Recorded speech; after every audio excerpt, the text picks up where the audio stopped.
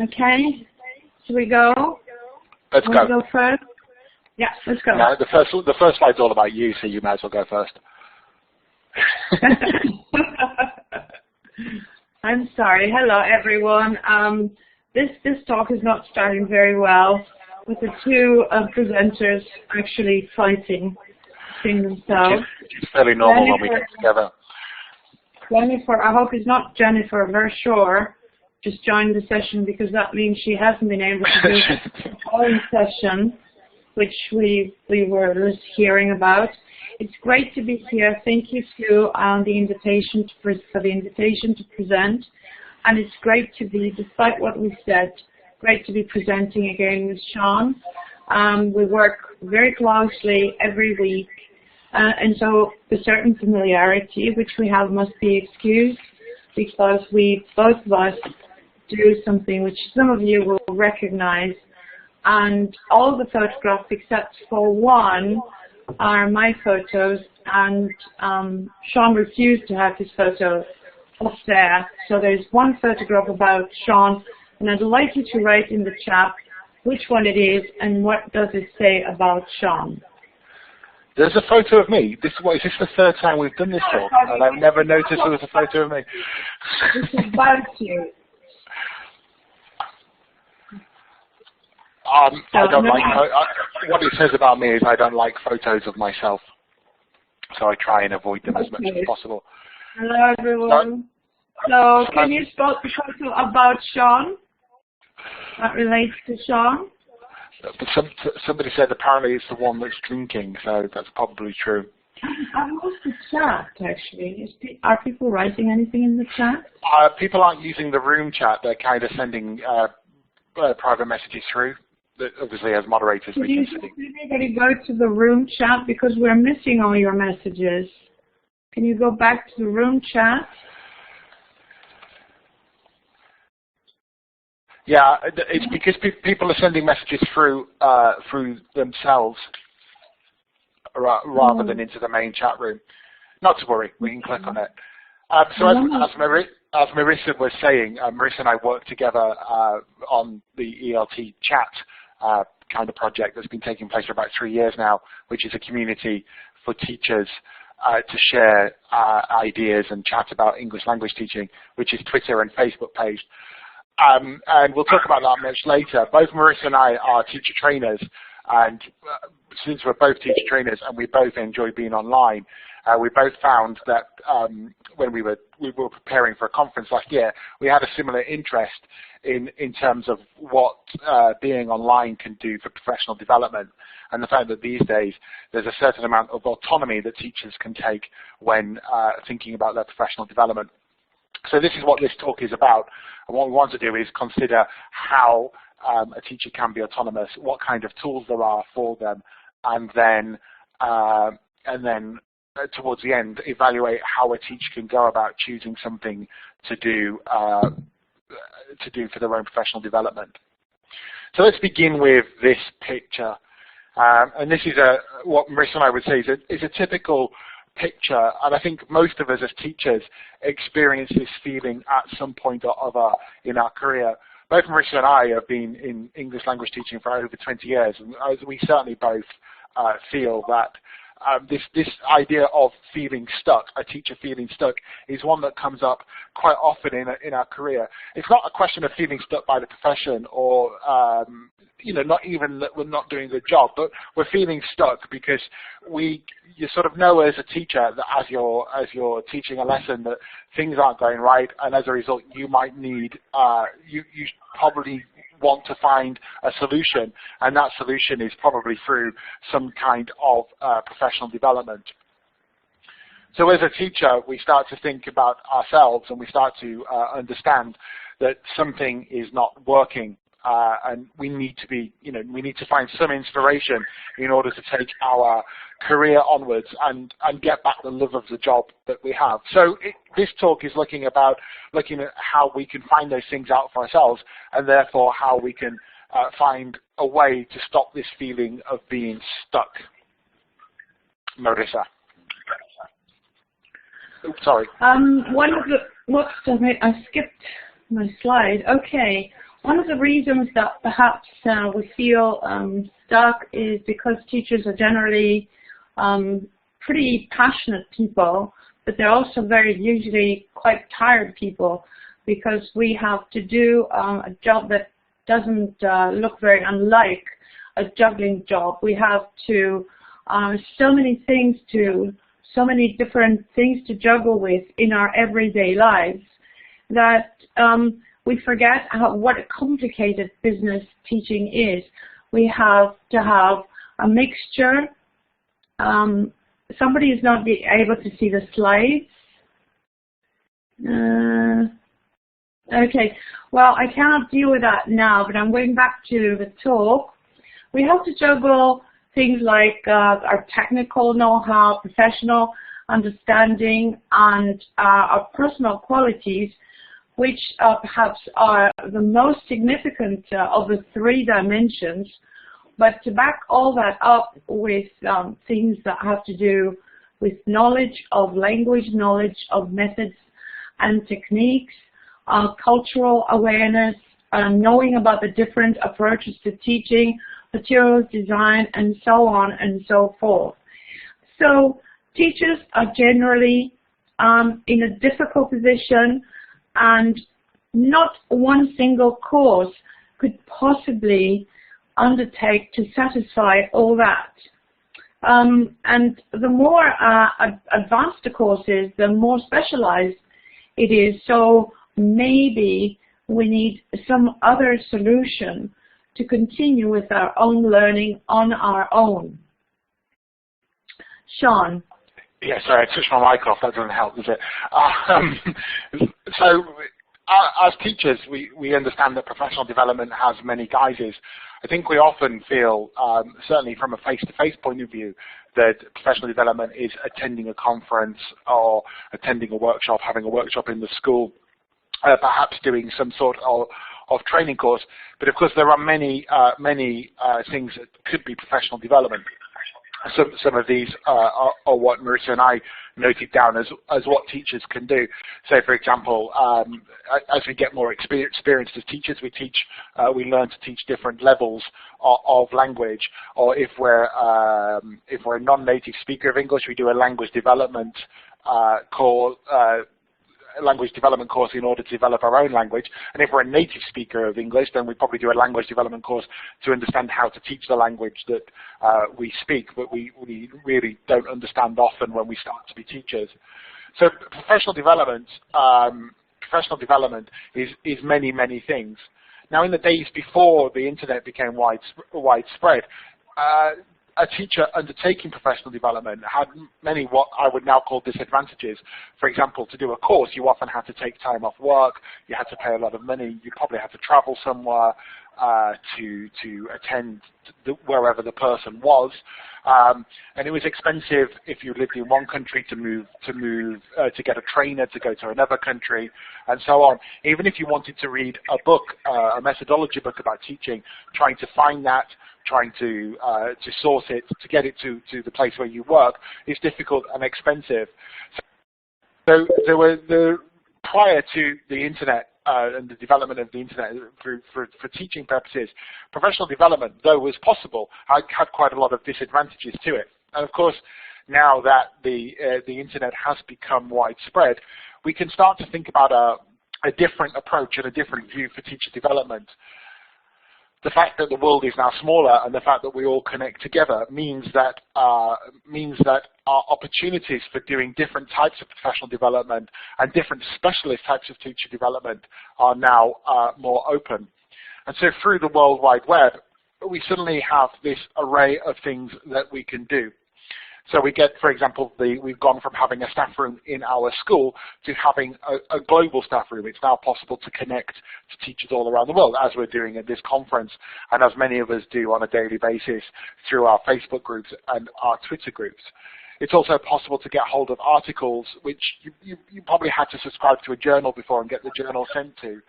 There are so many blogs and things like that out there to read now. So getting hold of material to develop ourselves and finding out what other teachers are doing is a lot easier than in the days that I just talked about before, when you couldn't get hold of the literature so easy. So we've gone from a position where actually accessing different types of professional development was difficult into a point of view where now there's so many types of professional development. Marisa.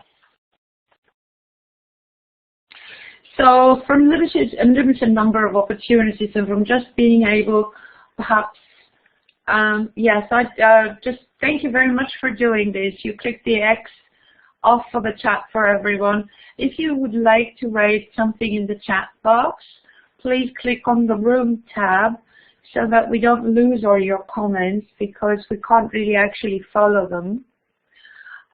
So from going on from limited opportunities, just a couple of keen people in our staff room, we have all these options open to us, and the options are so many that very often they're quite likely to confuse us and confound us and make a person who doesn't really know quite where to begin to just not know where to get started. And this is just a fun slide to show what you can feel like at the end of the day when you've been talking to people on the web or you've been browsing on the web. You can end up being with a number of open browser windows, and you really don't know how to save them, what to do with them. And connected and organized autonomous professional development means that perhaps you need to make some decisions. But the question is, of course, the big question is, how do you decide? A lot of people are capable of doing this, but the vast majority of us can kind of flounder with 22 browser windows open at the end of the day and not really knowing how to go on. So how do we decide? I think perhaps one of the questions we have to ask ourselves, and perhaps one that we may need to decide first for ourselves, is to kind of understand what we need to develop, in what areas we need to develop. Most of you, I would presume you know how to design syllabuses and courses for your learners. So in some ways, you have to be your own doctor. You are the person that provides help and ideas for language development or educational development to your learners.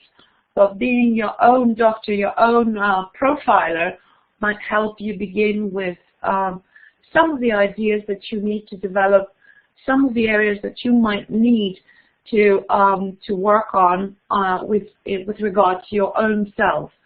So doing your own needs analysis, you might want to use different tools and instruments. You might want to ask a colleague to come in to observe you, or you might want to videotape yourself.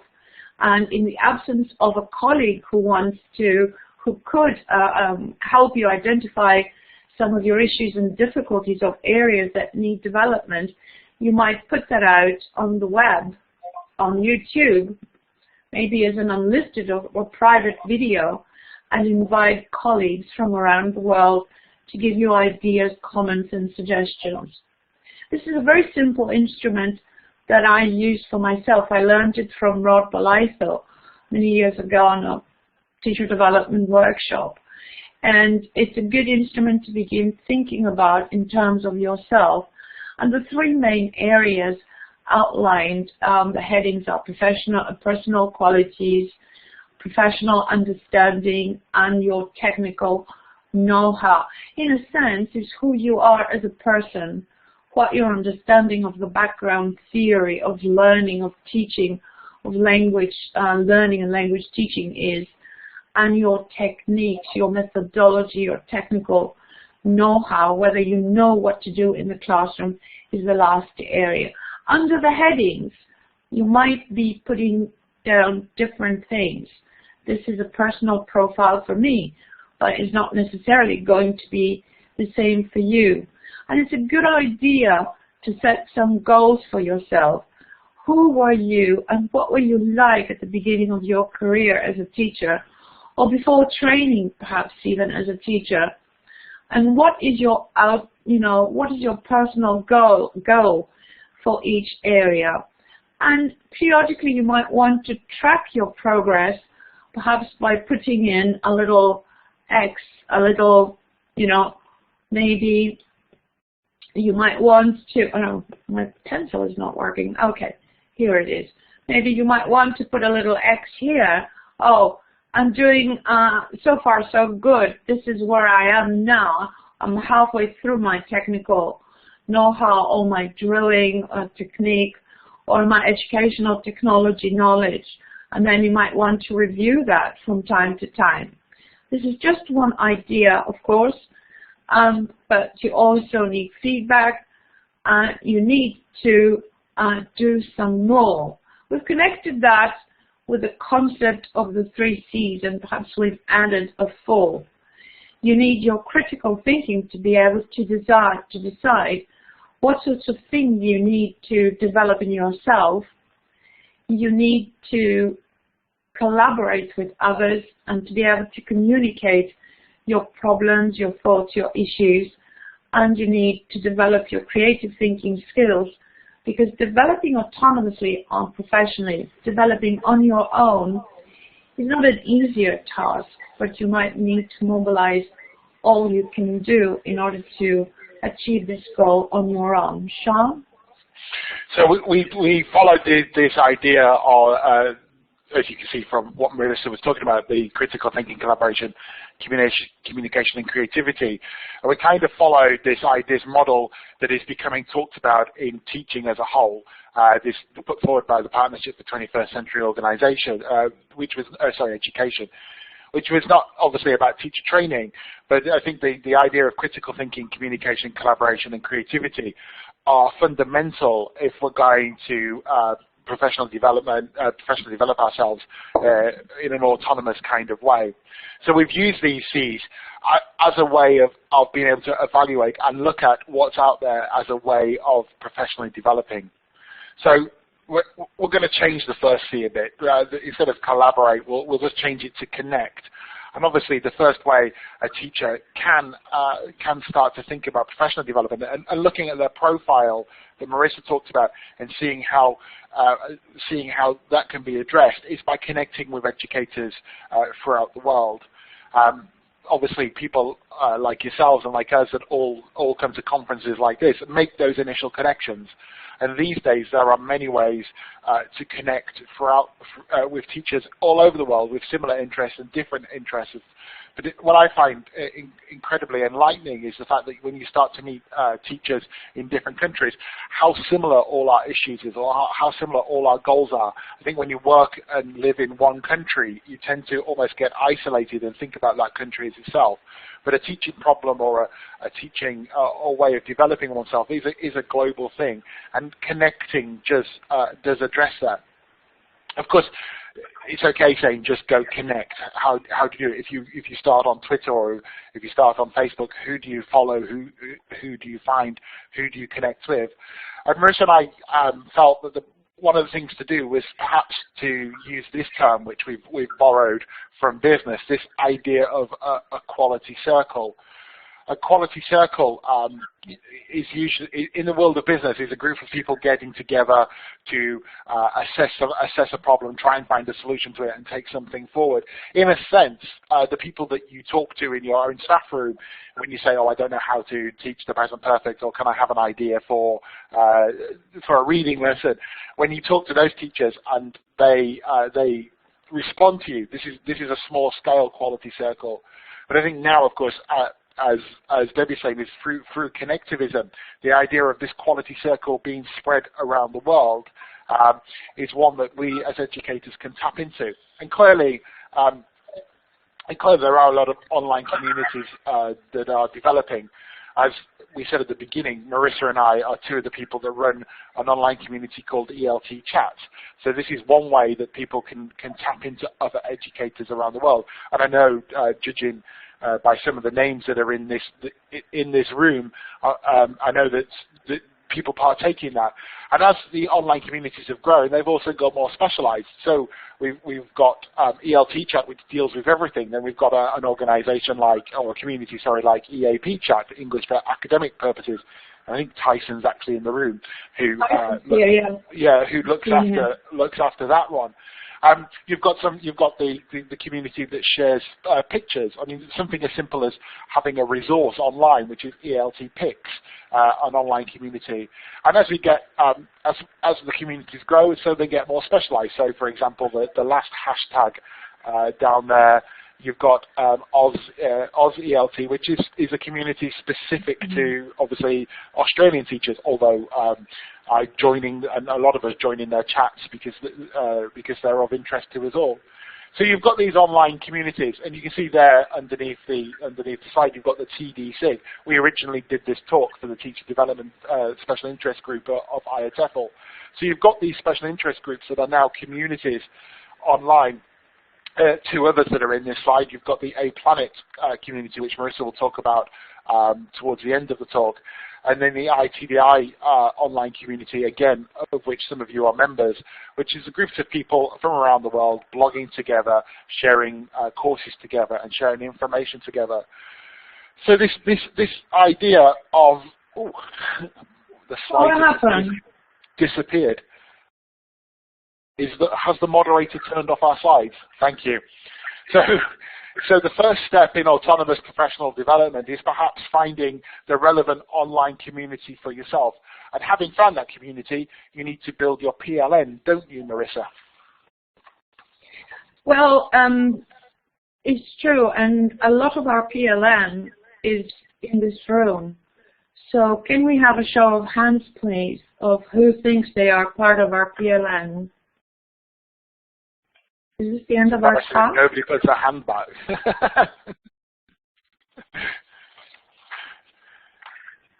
Can people say something about who thinks they are part of our PLN?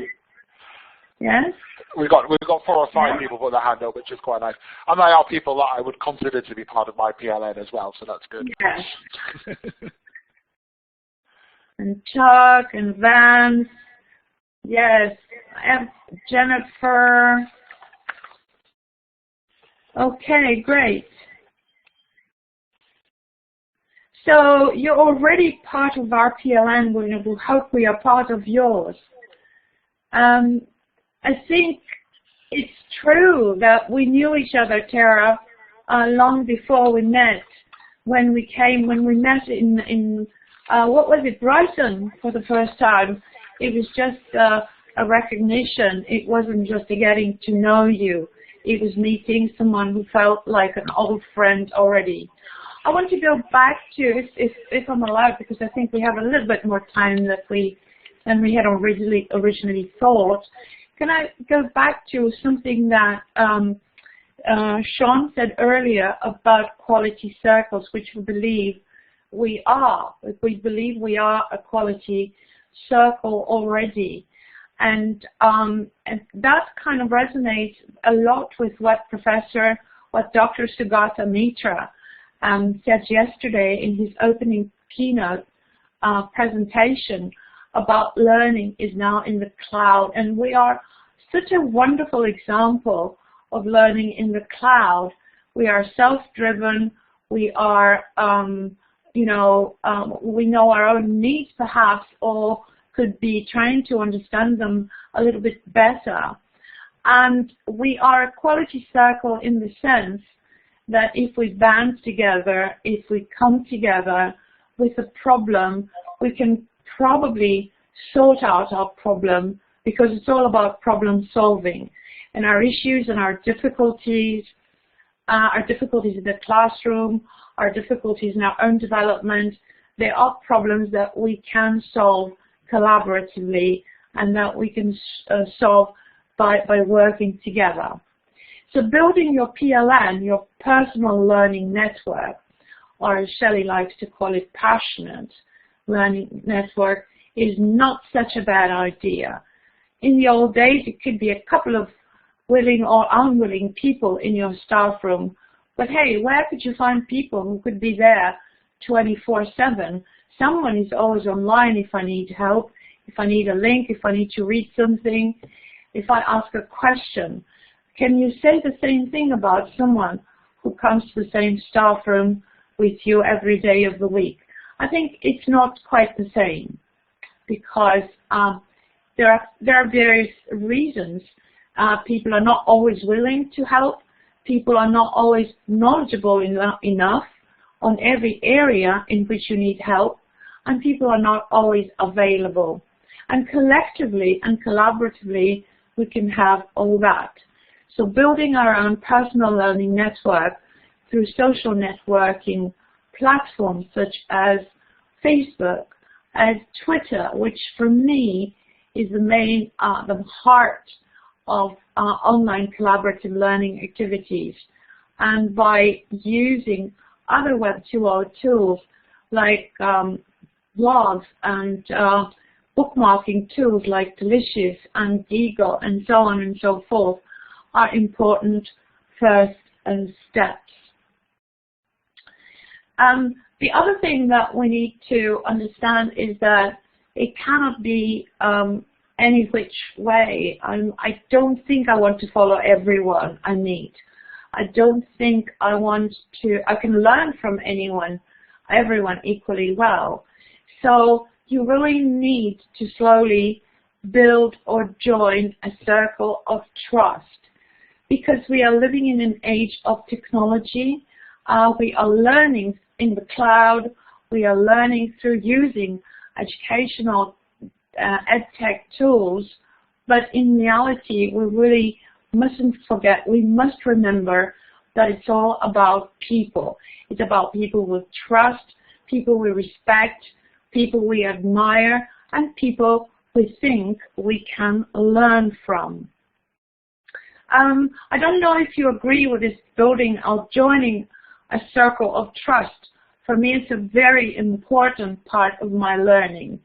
If one of you in my PLN who is in this room now, if Tyson or Chuck or Vance or Shaun, I can't see all the names now, forgive me if I'm missing someone, if they tweet something because they are people I trust, I pay attention, I will follow the link, I'll see what they're thinking about, I will make a note of it and I will learn from them.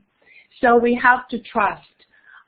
And we can build our own circle of trust, or we can join a circle of trust, a PLN, which is already in place and seems to be working by joining one of these platforms. And sharing also is quite important. So it's quite significant to be able to use newer tools for sharing and curation, such as Pinterest, where we can also share and collaborate, and things like Scoop It, which how many of you know these tools, Scoop It and Pinterest and similar tools? Okay, great. Sharing, resources, reflections, yes, okay. If we have a couple of minutes at the end, I'm going to put up a couple of links for you. I think on Scoop It you can curate up to 5 topics, but on Pinterest it's really unlimited.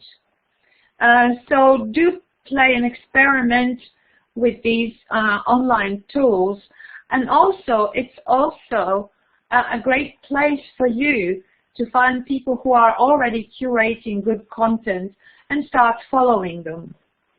You couldn't do any better but to follow everyone in this room.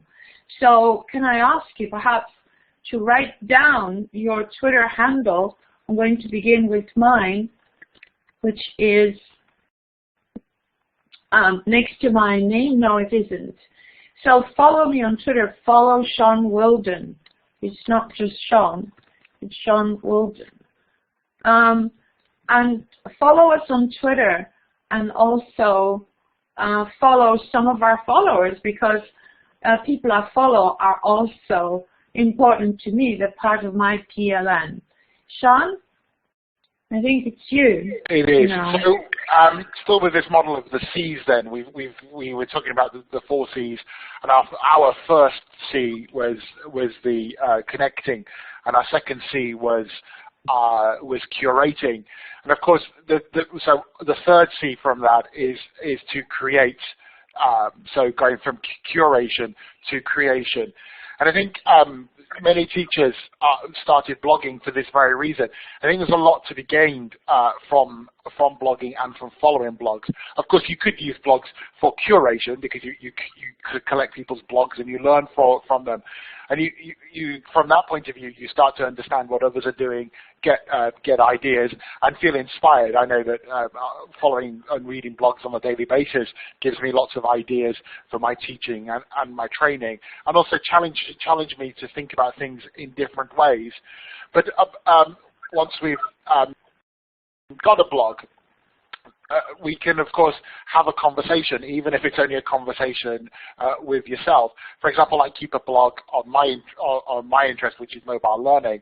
I keep a blog about apps. Now, I blog them simply because it's a place for me that makes me think about how an app might be used in teaching, what it can do, what it couldn't do, how it will fit into the scheme of things. It's a bonus for me that people read that blog, but that's not why I blog. It's almost like a personal way of developing myself. There's a nice post there to read about content creation that Debbie's just put down. So we can go from curation to creation and start to think about what we're doing. And these days, there's not just blogging through WordPress or Blogger and those kind of things. We could also have online journals or journals that work on our mobile devices like Penzu, which is on the side there. As a way of reflecting, most teacher training courses, when you do your initial teacher training, instill into you the idea of reflecting upon your lessons. And I think once we get out that training course, it's a skill that we've learned, but we don't always apply. And being a reflective practitioner is important in order to move forward and to develop yourselves. So we've got this idea of being able to create, and create in a way that people can see. When I showed you that list of different professional development things that you could do at the beginning of the talk, one of those things was kind of action research. And I think this is where the internet and the tools on the internet have really added and made it easier. When we wanted to do action research, or when I wanted to do action research at the beginning of my teaching career, it was often quite difficult. I mean, if you've got an action research and you want to get it published, that's quite difficult. But of course, now you can publish yourself through blogs and through a lot of online magazines. And also, when you want to get comments and ask for assistance for doing action research, then the internet through the quality circles, through the PLN, through the blogging is a way to be able to do that, and a way to get your ideas out there, which has never been there before. And as Marisa noted earlier, and we were talking about in the discussion, but there is now YouTube. I think we all go to YouTube to look at funny clips or this, that, and the other. But one of the astounding things that I find about YouTube is the amount of lessons that you can watch on there, or the amount of students that post themselves on there. I think it's amazing how many students video themselves and ask for comments about their language learning. And a lot of teachers video their lessons. They put them up there. And you as a teacher, even in an isolated play context, can now have access to seeing what teaching is like in different places. So this idea of creation by videoing, by blogging, by keeping journals, but creation that has an audience that we don't necessarily have before. And of course, you could do something like have a webinar. I mean, obviously, this is a nice online conference. I think so, yeah. Having a webinar and taking part in a webinar. So these days there are so many. I mean, Marisa had this slide with the confusion. There are so many different webinars going on that if you have an interest in a specific area, be it EAP or business English or classroom management or using video, most of the time you can actually find an online session that will address that area. So many tools that are now out there for it.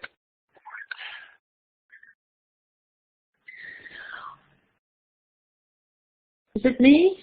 Yes, that's why I wanted to also say that it's quite important, just to add a little word to what Shaun was saying earlier about attend a webinar. I would say present in a conference like this. There's nothing that can boost your development than having an idea and researching it and having to present it to your colleagues. I think part of our development, my development, is because I have to present, because I have to communicate. I really try harder than I would if I wasn't sharing any of any of the stuff I'm learning. Because I blog, I'm developing. It's not I'm developing and then I blog about it. My blog writing is part of my development. My Twitter chats are part of my development. So the other thing is collaborating and connecting, as in mentoring. And there was a great presentation by Thomas Lawrence earlier on mentoring, which you can access through the recordings of this conference. Mentor someone. Okay, you could mentor someone in your own school. Very often, you know, there's colleagues that think, you know, you're trying to get a job or whatever. It's sometimes easier to collaborate, to connect and mentor someone that doesn't really work with you.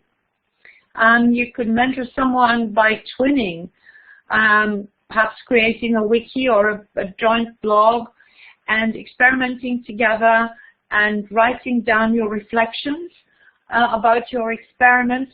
So that's a great idea for, we did a project called A Planet for EU, which I can try and show you the link for later. The other thing is that mentoring or collaborating in an experimentation type of cycle, which Shaun very rightly called it class research. It's not official research, but it's class research. Helps you develop because you could select an area of inquiry, an area that you want to develop. You could try it out with your learners.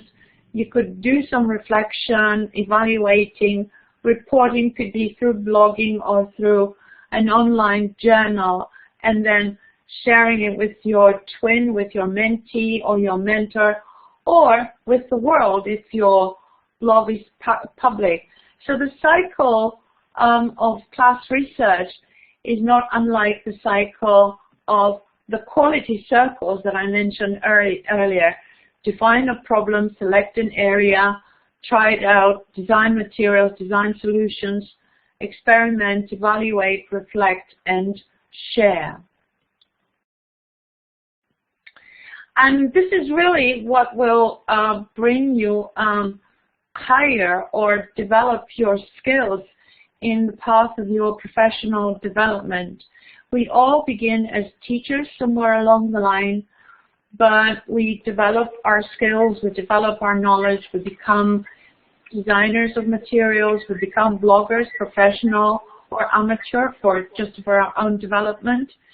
And then later on we perhaps may write materials for a publisher, we can become professional or not professional, but just like us, presenters at conferences.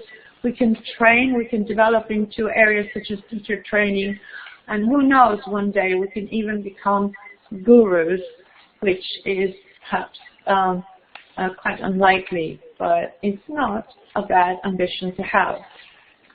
I think Shaun's turn now to look at the cycle.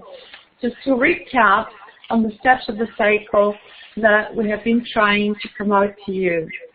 So obviously we've been trying to show things that are aimed at helping people like ourselves professionally develop on our own. And I think because we're now in a world where there are so many resources out there, it's important for us to come at that with some sort of plan.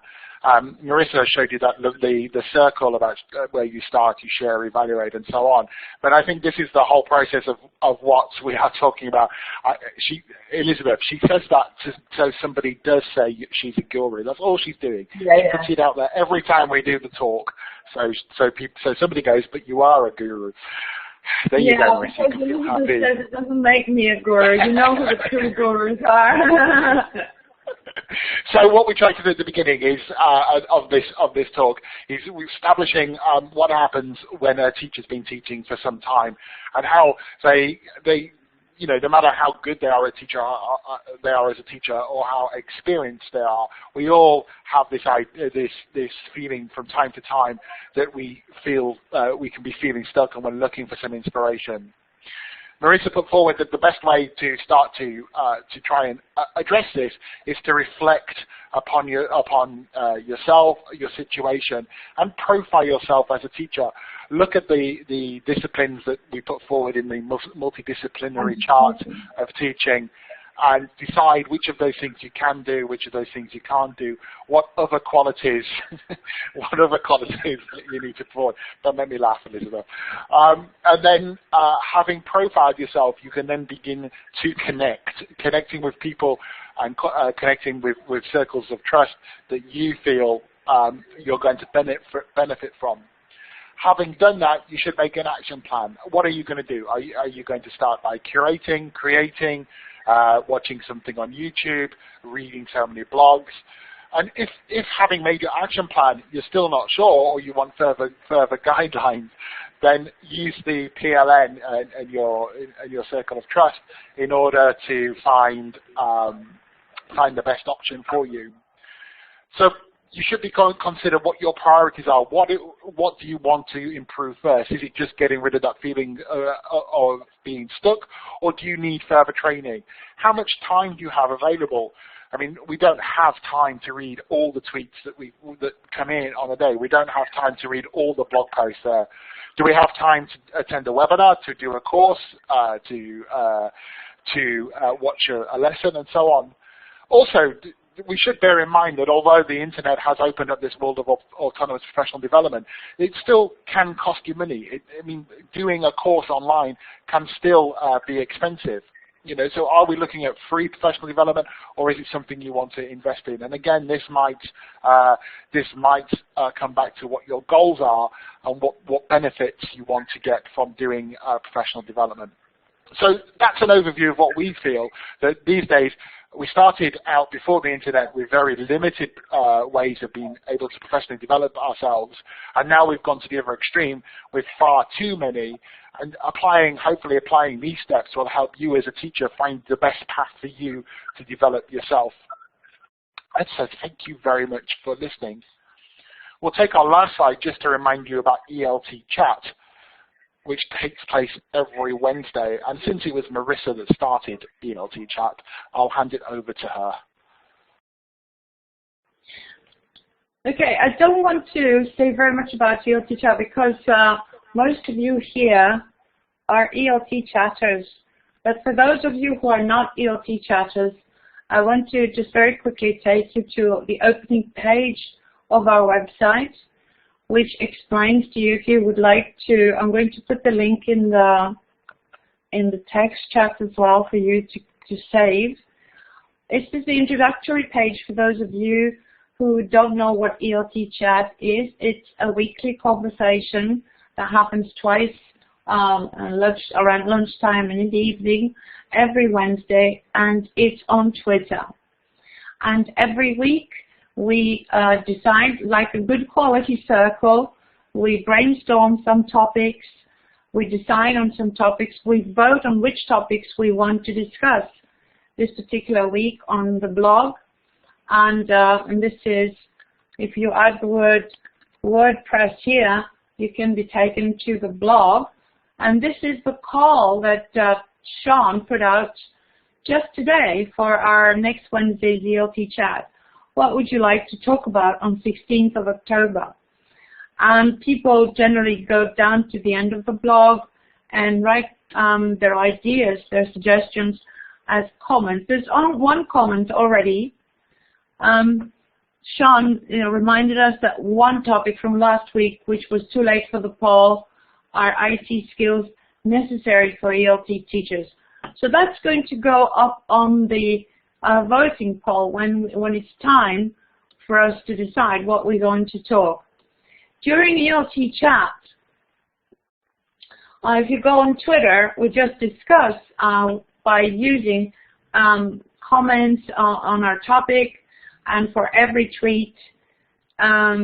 Yes, I think you're absolutely right. There's so many good topics presented, and we might get topic suggestions for further discussion on ELT chat, which is usually what happens after a conference. We're inspired and we want to continue the conversations on ELT chat. So this coming Wednesday, we will be following the topics here, and then when the time comes at 12 o'clock GMT, or is it GMT +3? I can't remember now. But it's usually on the post. Then we meet online and we discuss our topic, and then somebody collects all the tweets and we present them as a summary. So here is an example summary on lesson planning. That was a result of an ELT chat, which our great colleague Rachel Roberts did, and she presented all the ideas that we discussed on a particular ELT chat. I think can I just suggest that if you want to follow all the people who were in this room, perhaps you could go to the top of your screen, and when it says Blackboard Collaborate, I think there should be a save. You open that menu, there is a save option, and you can save the chat. So you can save the chat as a text in your computer, and then you can copy all the Twitter handles and go onto Twitter and follow all these good people. Shaun has to leave because he has a presentation on the IATEFL Learning Technology SIG, which is also happening this weekend, and he is organizing. So I've just lost my co-presenter. I'm still here. We have. Oh no, you're still here. I thought you said you were going. I am in a moment. I wanted to see what you had to say. Let's go back. Can we go back to our slides? I'm not going to share anything else. I will invite everyone to be online on Wednesday lunchtime or evening, but I would like to see if there are any questions right now. And perhaps you could type your questions. Well, Elizabeth is a big joker. Oh, she is. That's the last time I buy her a drink at IATEFL, that's for sure. So anyone has a question that they would like to pose?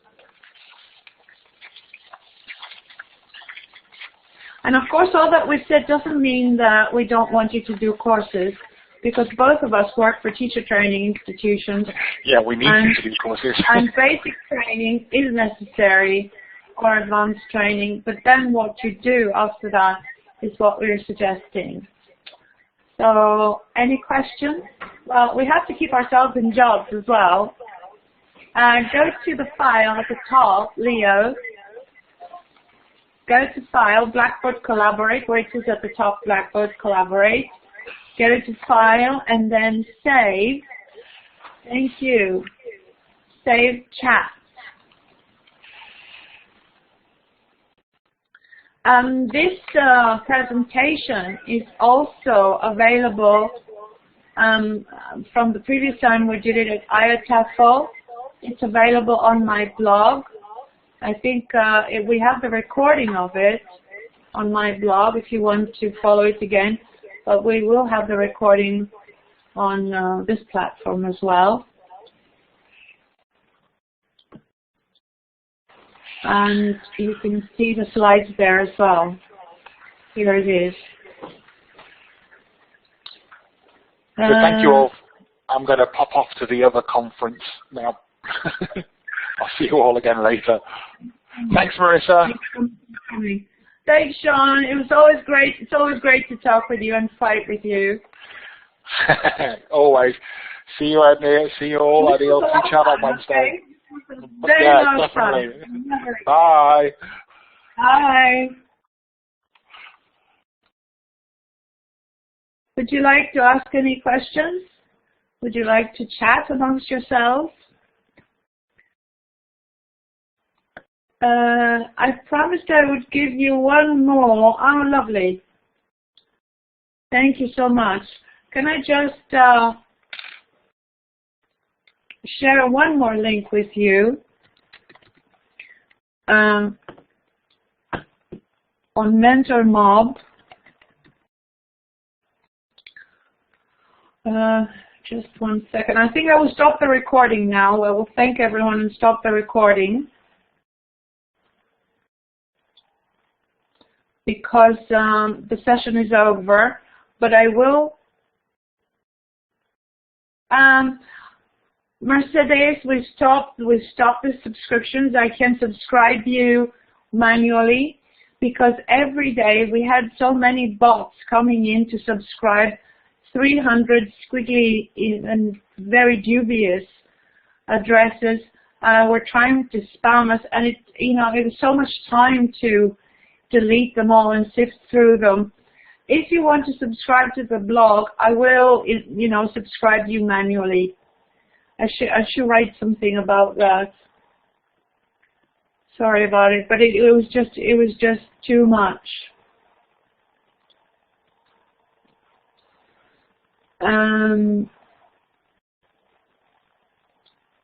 Well, I can't find the link now, but if you go to Pinterest or Mentor Mob, you can find my boards by looking for my name, and you can find that's Mentor Pinterest for curation, and Mentor Mob, which is a great curation tool. And on my blog, I have a post about curation as well, which has all these links, yes. Okay, all these links are here.